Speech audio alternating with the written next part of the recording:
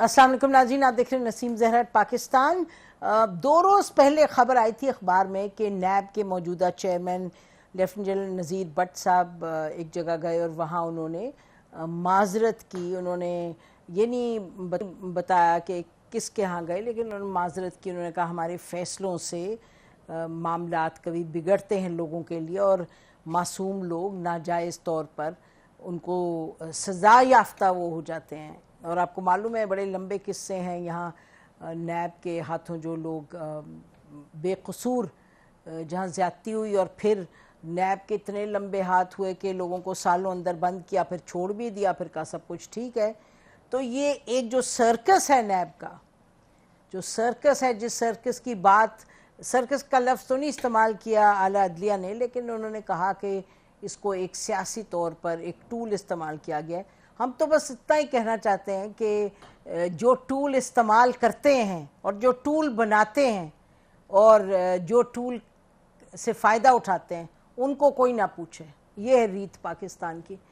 आगे चलते हैं। आज जो बच्चे बिश्केक में फंसे हुए हैं, और आज कोई दोपहर के वक्त हमें बहुत से बच्चों के और उनके रिश्तेदारों के मैसेजेस आए कि बड़ी ज़्यादती हो रही है हमारे साथ यहाँ, क्योंकि वहाँ कोई कहा यह जाता है कि मिस्र के कुछ थे स्टूडेंट्स, कहा जाता है, नॉट कन्फर्म, उन्होंने कुछ वहाँ लोकल स्टूडेंट्स के साथ ज़्यादती की और लड़ाई झगड़ा किया, जिसके नतीजे में रद्द अमल में वहाँ के जो लोकल स्टूडेंट्स थे उन्होंने फॉरेनर्स को, जिसमें पाकिस्तानी भी बड़ी तादाद में थे, उन्होंने वहाँ अटैक किया। उन्होंने उनके और वीडियोज़ हमारे सामने आई जो आप भी देख रहे हैं, हमें भेजी भी गई वीडियोज़, और लोगों के मैसेजेस भी आए, ऑडियो मैसेजेस भी आए, स्टूडेंट्स जो वहाँ आए उन्होंने कहा कि हमारे साथ बड़ी ज़्यादती हो रही थी। उन्होंने ये भी कहा कि हम जब एम्बेसी से कोई आए लोग तो उन्होंने कहा कि आप नाजायज़ आप एक अलामिस सिचुएशन पैदा कर रहे हैं। ये इसकी मुस्तनद हमारे पास कोई ख़बर नहीं कि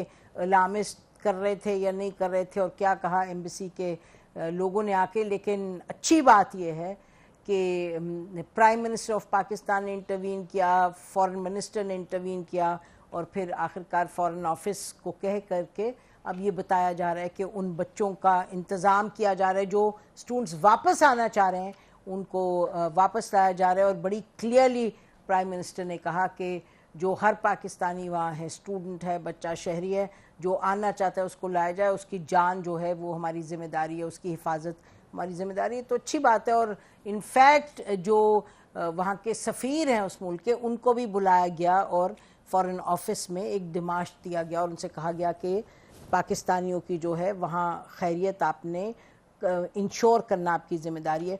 एक और आज दिलचस्प डेवलपमेंट हुई नाज़रीन, मियां मोहम्मद नवाज शरीफ जो है उन्होंने सेंट्रल एग्जीक्यूटिव कमेटी जो PMLN की है उसकी सदारत की, और आज जो बताया गया हमें उनके PMLN के सेक्रेटरी जनरल साहब की तरफ से कि उन्होंने जो कमेटी है उसने शहबाज शरीफ साहब को 28 मई तक उनकी मियाद बढ़ा दी है एज प्रेसिडेंट ऑफ PMLN। और 28 की अहमियत ये है कि अब तो ये बात ज़ुबान ज़द-ए-आम है कि 28 को मियां मोहम्मद नवाज शरीफ, जिनको ओहदे से हटाया गया था उस केस के नतीजे में, उस कन्विक्शन के नतीजे में, जिस कन्विक्शन के बारे में बाकोरस सब कहते हैं कि जी वो बिल्कुल गलत था, तो उनको वापस लाया जाएगा, वो पार्टी उनको इलेक्ट करेगी एज प्रेसिडेंट। तो आज जब नवाज शरीफ साहब ने वहाँ तकरीर की तो दिलचस्प बात थी कि उन्होंने इमरान खान साहब के हवाले से 2-3 बातें की। देखिएगा उन्होंने क्या। हुकूमत संभालने के बाद नवाज शरीफ जाता है बनी गाला, किसको मिलने के लिए? इमरान खान को, जो 35 पंक्चर की रट लगा रहे थे। इमरान खान साहब, इलेक्शन तो अल्लाह के फजल करम से हम जीत गए हैं और आप ऑपोजिशन लीडर हैं, तो हम चाहते हैं कि हम सब मिलकर पाकिस्तान की तरक्की में अपना हिस्सा डालें और आप भी एक मुस्बत किरदार अदा करें। और मैं अपना चाहता हूं कि आप हाथों में हाथ डाल के हम दूसरे के पाकिस्तान की खिदमत करें। उन्होंने कहा जी अच्छा जी बिल्कुल हम करेंगे, हम तैयार हैं। और उठने लगे तो मुझे उन्होंने कहा जनाब हमारी ये बनी गाला की सड़क बना दें आप। जी ये भी कहा। और सुनिए कि लंदन प्लान के बारे में क्या कहा। लंदन चले गए मोहतरम इमरान खान साहब, फिर अपना चौधरी परवेज लाई साहब भी पहुंच गए, मौलाना ताहिर कादरी साहब भी पहुंच गए, जनरल जहीरुल इस्लाम साहब भी पहुंच गए, और फिर वहां पर उन्होंने बैठ के तो वो जाल बुना साजिश का और उसके बाद पर आके धरनों को शुरू कर दिया पाकिस्तान। फिर सुनिए कि नवाज शरीफ साहब ने केपीके के हवाले से क्या कहा। खैबर पख्तूनख्वा में 2013 में उनकी गवर्नमेंट नहीं बनती थी अगर हम ना मदद करते। मौलाना फजल रहमान साहब को, जो मेरे बड़े अच्छे दोस्त हैं, उन्होंने मुझे कहा कि हम आप और बाकी लोग मिलकर यहाँ गवर्नमेंट बना सकते हैं। प्राइम मिनिस्टर था तो मुझे मेरे पास तशरीफ लाए, तो मैंने कहा मौलाना साहब बिल्कुल मैं आपकी बात का एहतराम करता हूँ, लेकिन इस वक्त अगर जो सिंगल लार्जेस्ट पार्टी जो है केपीके में वो पीटीआई है, उस गवर्नमेंट को वहाँ बनने में कोई रुकावट नहीं डाली। तो आप सुन रहे थे नवाज शरीफ साहब ने ये जो आज दो बातें अहम कही, उसकी अहमियत यूं है नाज़रीन कि आपको मालूम है कि इनके जो मेन एडवाइज़र हैं राना सनाउल्लाह साहब, वो बार बार अब कह रहे हैं कि पीटीआई में और हुकूमत में बातचीत होनी चाहिए, और वो इस हद तक गए। उन्होंने कहा है कि नवाज शरीफ साहब ने ये तो नहीं कहा कि मैं जाऊंगा अडियाला या मैं इमरान खान से बात करूंगा, लेकिन उन्होंने ये कहा कि उन्होंने ये भी नहीं कहा कि मैं नहीं करूंगा। तो ये आज जो उन्होंने तकरीर में इमरान खान साहब का जिक्र किया, जिसमें कि कोई उन्होंने इस तरीके से तनकीद नहीं उनकी की, तो शायद ये सवाल उठे कि क्या बातचीत होना कोई अब नज़दीक आने वाले दिनों में हम देखेंगे, क्या इज़ इट अ पॉसिबिलिटी। ये अहम मामलात हैं। जहाँ तक केपीके के सीएम की बात है नाज़रीन, वो हम ब्रेक के बाद उस पर बात करेंगे, लेकिन अभी हम गुफ्तगू शुरू करते हैं।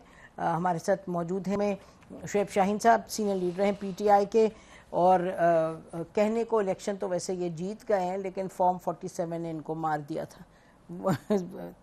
Thank you for joining us. Khurram दस्तगीर साहब हैं, सीनियर लीडर हैं, फॉर्मर मिनिस्टर हैं एनर्जी के और डिफेंस के, और फॉरेन मिनिस्टर भी ये रह चुके हैं, कॉमर्स मिनिस्टर भी रह चुके हैं। बहुत शुक्रिया खुर्रम दस्तगीर साहब, आपने हमें ज्वाइन किया। तो अगर आप इजाज़त दें मैं खुर्रम दस्तगीर साहब से पूछूं। खुर्रम साहब ये बताइएगा कि ये आपकी पार्टी की तरफ से जो लोग हैं सियासी तौर पे बड़े करीब हैं नवाज शरीफ साहब के, तो वहाँ से कुछ आवाज़ यूँ उठ रही है कि जी बातचीत होनी चाहिए, तो मामला क्या है जी? हमने तो कभी भी बातचीत का दरवाजा बंद नहीं किया। हम चाहते हैं कि बातचीत हो, सिर्फ इस पर अभी फैसला होना है कि बातचीत की बुनियाद क्या होगी, और उसकी बेहतरीन बुनियाद हमारी राय में वो 2006 का चार्टर ऑफ डेमोक्रेसी है, जिसको उस वक्त शहीद बेनजीर भुट्टो और मोहम्मद नवाज शरीफ ने दस्तखत किए थे। एक तो वो बुनियाद है। दूसरा ये है कि पार्लियामान में अगर पीटीआई की जो जब वहाँ एक बड़ी तादाद मौजूद है, अगर उनके पास कोई ऐसी कानून साजी है जिसके जरिए अगले इलेक्शन को बेहतर बनाया जा सकता है, या पाकिस्तान के अवाम की जो मसाइल हैं, महंगाई है, बेरोजगारी है, उसका कोई हल मौजूद है, दहशतगर्दी जो खैबर पख्तूनख्वा में हो रही है उससे लड़ने का कोई हल मौजूद है, इन सब पर, अवाम के मसाइल के हल पर और एक नए चार्टर ऑफ डेमोक्रेसी पर हम बात करने के लिए हर वक्त तैयार हैं।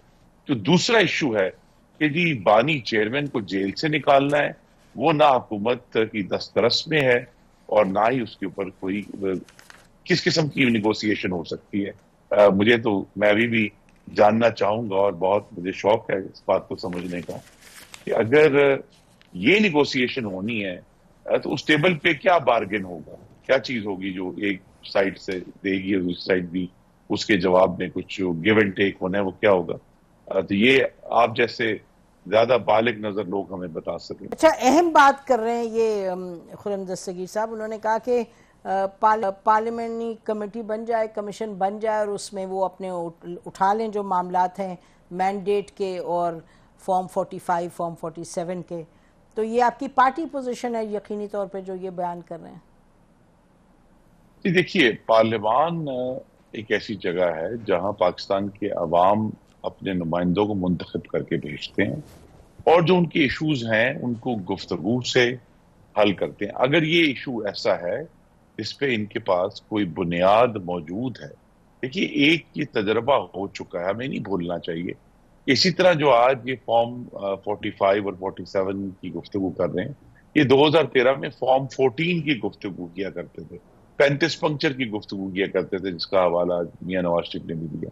جس کے نتیجے میں انہوں نے اس کی سپورٹ میں 126 دن کا دھرنا کیا، اسلام آباد میں فساد پھیلایا، ملک میں ایک انتشار پھیلایا.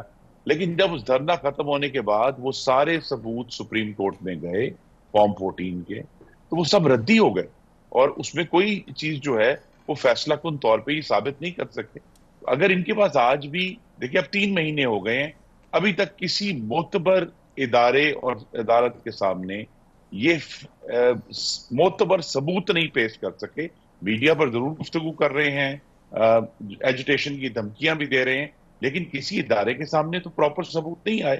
لیکن اگر پارلیمان میں کمیشن بنتا ہے اور اس میں یہ ثبوت لے کر آتے تو ضرور اس پر بات ہوگی. جی شعیب شاہین صاحب، آپ سنتے رہیں بہت غور سے. دیکھیں پہلی بات تو یہ ہے کہ رانا ثناء اللہ صاحب کو تو ہم سیریس نہیں لیتے. پہلے تو وہ خود ہارے ہوئے ہیں، ان کی جانے والی کوئی بھی آفر، آپ کو یاد ہوگا کہ یہ صرف ان کا نہیں، رانا ثناء اللہ سمیت سبھی نے کہا تھا کہ جی 2 اسمبلیاں توڑ دیں، اگلے دن ہم سے الیکشن لے لیں. یاد ہوگا آپ کو. نہ وہ 2 اسمبلیاں توڑنے کے بعد ان 2 اسمبلیوں کے الیکشن کرائے، 13 مہینے بعد جا کر الیکشن کرائے، نہ ہی وہ دوسرے الیکشن بھی آپ کے سامنے ہی ہے. وہ جو روٹین کا الیکشن ہونا تھا وہ بھی 7 مہینے بعد جا کر ہوا. لیکن اس لیے ان کے اوپر تو کوئی اعتبار ہمیں ہے ہی نہیں. لیکن وہ الیکشن کے لیے اسمبلی توڑنا تو سب اس وقت کہہ رہے تھے جو نظر رکھتے ہیں سیاست پہ کہ وہ تو سیاسی اسٹیٹمنٹ تھی، وہ تو میرا خیال ہے اب یہ غیر سیاسی ہے. اب اس کو کون مانے گا کہ ان کی کیا حیثیت ہے؟ دیکھیں ان کی جانے والی گفتگو رانا ثناء اللہ صاحب کی کیا اعتبار ہے؟ اس وقت بھی رانا ثناء اللہ صاحب سر فہرست تھے یہ بات کرنے میں، اور سب پارٹیز نے کہا. لہٰذا جب کبھی کوئی سیریس اور سنجیدہ بات ہوگی اس کے لیے دیکھیں پارلیمانی کمیٹی اس کا حل نہیں ہے. یہ جوڈیشل کمیشن کے بغیر اس کا حل کوئی نہیں ہے. اگر آپ یہ سمجھتے ہیں اچھا کہ فارم 45 اور 47 کا تقابل کرنا یا آڈٹ کرانا ہے تو اس کا طریقہ کار یہ ہے کہ جوڈیشل کمیشن بنائیں. جس جوڈیشل کمیشن کی یہ بات کر رہے ہیں اس وقت بھی آرگنائزڈ ریگنگ کا TOR میں شامل تھا، اور کورٹ نے کوئی اتنے زیادہ لوپول لکھ کے دیے اور irregularities یا اس کو ریگنگ کہیں جو بھی تھا، لیکن آرگنائزڈ ریگنگ کا انہوں نے کہا جی ایویڈنس نہیں ہے. اب اس کے بعد انہوں نے کہا جی اس میں لاء میں تبدیلی کریں، کچھ تبدیلی ہوئی کچھ نہیں ہوئی، EVM کی تبدیلی اسی کا حصہ تھی. مگر اب ہمارا پہلا مطالبہ یہ ہے کہ یہ گڈ ول شو کرائیں نا، جوڈیشل کمیشن بنا دیں. اگر ان کو کوئی خطرہ نہیں ہے، یہ واقعی جیتے ہوئے ہیں. میں نے تو سب سے پہلے کہا ہمارے پاس ہے نا ایک صوبے کی حکومت. میں نے پچھلے 1 مہینہ پہلے عمران خان سے ملنے کے بعد خان صاحب کے بہاف پہ پریس کانفرنس کی کہ KP کا جو حلقہ یا تمام حلقے کھولنا چاہتے ہیں ہم حاضر ہیں، آئیں جوڈیشل کمیشن بناؤ، سارے ہمارے حلقے کھول دیں. جس پہ بھی اعتراض ہے ہمارے ہاتھ صاف ہیں.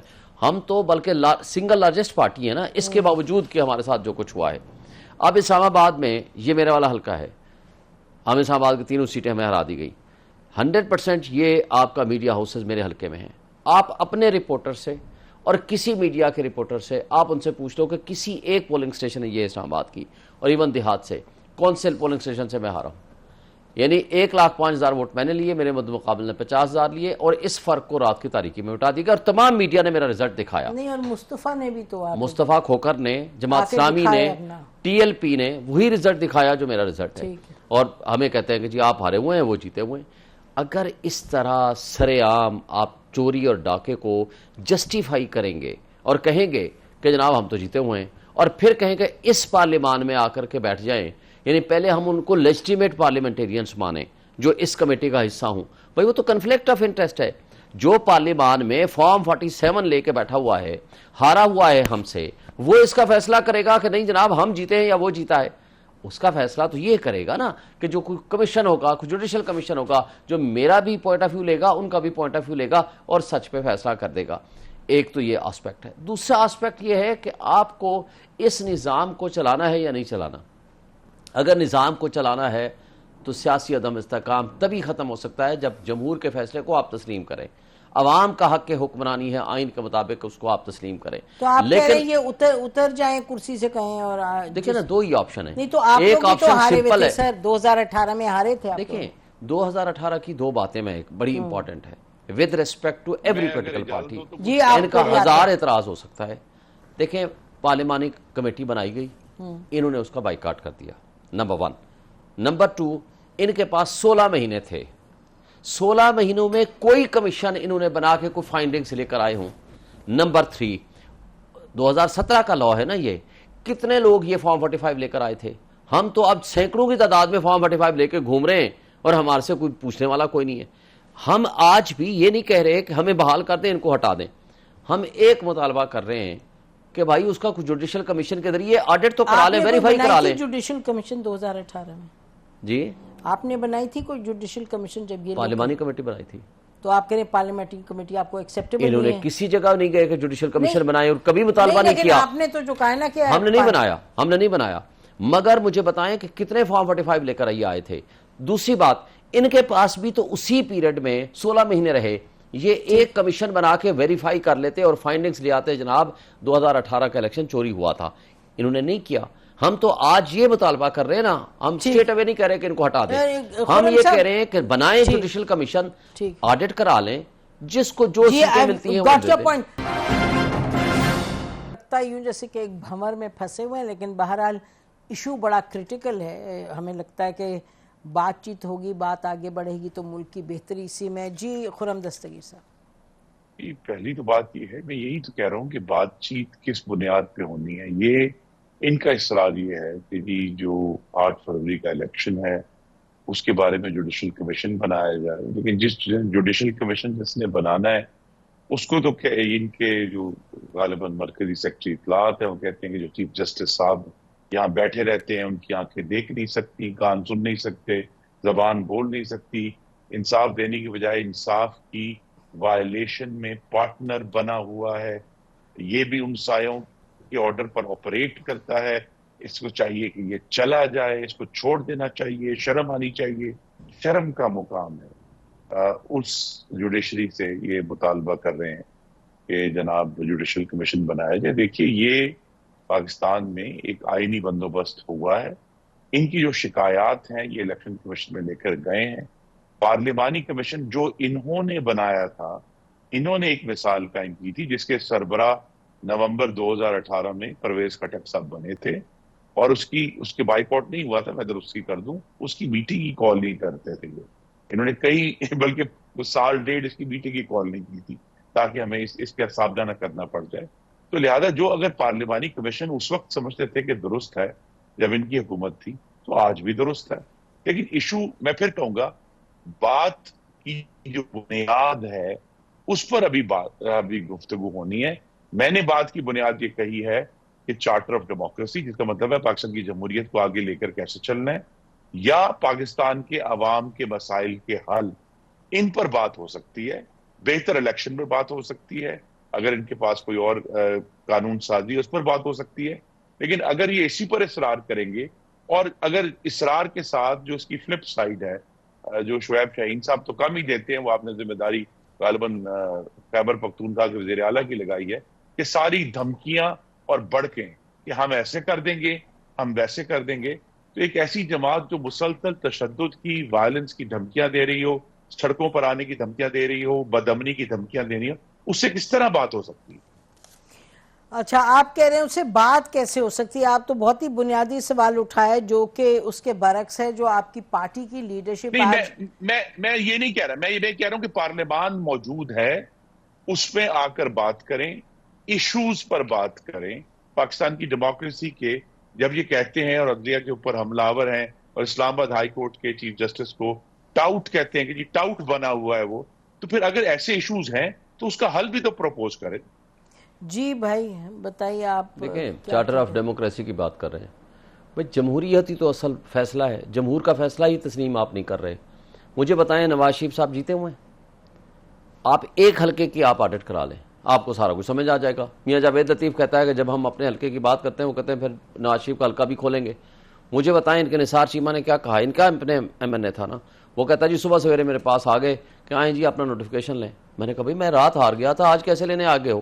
مصطفیٰ کمال کی گفتگو آپ نے سن لی جو لیک ہوئی تھی، اس نے کہا ہاں جی میری آڈیو تھی. یہ نون اور پیپلز پارٹی والے یہ کہتے ہیں کہ ایم کیو ایم کا 100% مینڈیٹ جعلی ہے، ہمارا 60-70% جعلی ہے. اچھا اس سے آگے آپ چلیں، لیاقت چٹھا نے کیا کہا تھا کمشنر، اور آج کس کی کسٹڈی میں ہے؟ اگر اس نے کچھ کہا، اس نے سچ بول ہی دیا تو کم سے کم اس کا آڈٹ ہی کرا لیں، اس کے الزامات کی تحقیقات ہی کرا لیں. اس کو اٹھا کر لے گئے اور آج تک کسٹڈی میں ہے. دیکھیں، اور اچھا صرف وہیں تک محدود نہیں، جو چیف ایگزیکٹو پرائم منسٹر تھا جس کی ڈیوٹی تھی فری فیئر الیکشن کرانا، انوار حلر کاکڑ، جب اس کو کہا گیا کہ جی آپ نے پیسے کھائے گندم سکینڈل میں، وہ کہتا ہے میں فارم 47 کی بات کی تو تم منہ دکھانے کے قابل نہیں رہو گے مسلم لیگ نون والے. یعنی جو آج چارٹر آف ڈیموکریسی کی بات کرتے ہیں، جو جمہوریت ہمیں دکھانا چاہتے ہیں، بھائی جمہوریت پہ تو تم پہلے بلیو تو کر لو. جمہوریت کا مطلب کیا ہے؟ جمہور کا فیصلہ. جمہور کے فیصلے کو تو تم تسلیم نہیں کر لے تو کس بات پہ ہم چارٹر آف ڈیموکریسی کا مطلب ہے کہ ان کو اللیجٹیمیٹ کو ہم لیجٹیمیٹ تسلیم کریں تو پھر یہ جمہوریت ہے، اور اگر اللیجٹیمیٹ کو ہم لیجٹیمیٹ نہ مانیں تو پھر وہ جمہوریت نہیں ہے، ہم غلط ہیں اور ہم انتشار بھی کر رہے ہیں، ہم سب کچھ کر رہے ہیں. بھائی وزیر اعلیٰ کی بات کر رہے ہیں، وزیر اعلیٰ اگر اپنے اتنی بڑی لیڈ سے وہ جیت کے آ رہا ہے، جینوئنلی الیکٹڈ ریپرزینٹیٹیو ہے اپنی عوام کا، اگر عوام کے 1500 ارب روپے آپ نے دینے ہیں اور وفاق ان کے ساتھ وعدہ کر کے نہیں دیتا یا ان کے ساتھ زیادتی کر رہا ہے ایک صوبے کے لوگوں کے ساتھ، اس کا اتنا تو حق ہے نا کہ اپنے لوگوں کے لیے بات کرے. اور آج جو دو چیزیں آئی ہیں، گندم سکینڈل، آپ 3900 روپے پہ طے کر کے آج آپ نے کسان کو رول دیا. کوئی نیب سویا ہوا ہے، نیب کے پاس ٹائم ہی نہیں ہے، اور جو دبئی لیکس آیا ہے اور اس کے اوپر بھی کچھ بھی نہیں ہو رہا. جو دیکھیں نا، جو گندم کا سکینڈل ہے اس پہ تو ایک انکوائری بٹھائی ہے، جیسے آپ لوگوں نے ختم کر دی اس کو.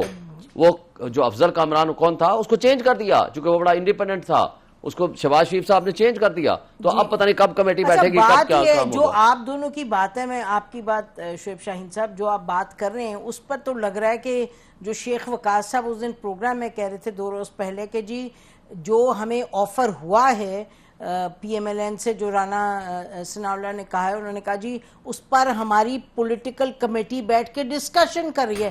آپ کی تو باتوں سے لگتا ہے کہ ابھی تو معاملات اس طرف گئی نہیں، آپ پولیٹیکل کمیٹی میں ہیں.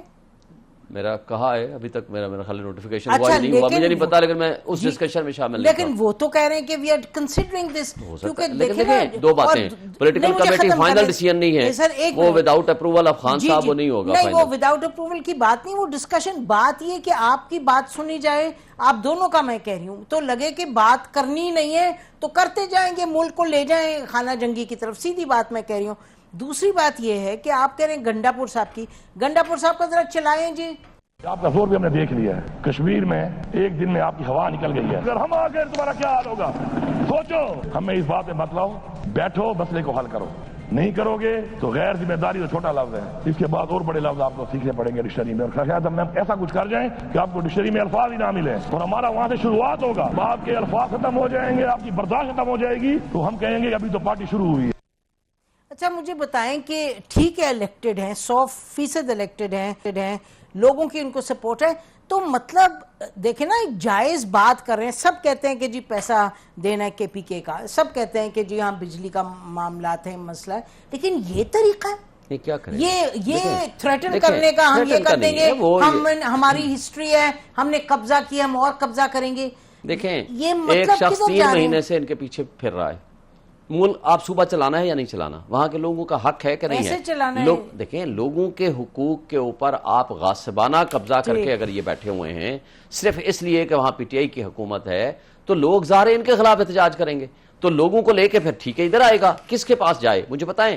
اگر آپ نے وعدہ کر کے ان کے حقوق نہیں دیتے، ان کا جس کا حق ہے 18th امینڈمنٹ کے بعد، اور آپ کہتے ہو کہ ہم نہیں دیتے، وہ کیا کریں گے؟ کہاں سے کھائیں گے؟ کہاں سے اپنے اخراجات پورے کریں گے؟ کہاں سے لوگوں کو فیسلیٹیٹ کریں گے؟ کہاں سے تنخواہیں دیں گے؟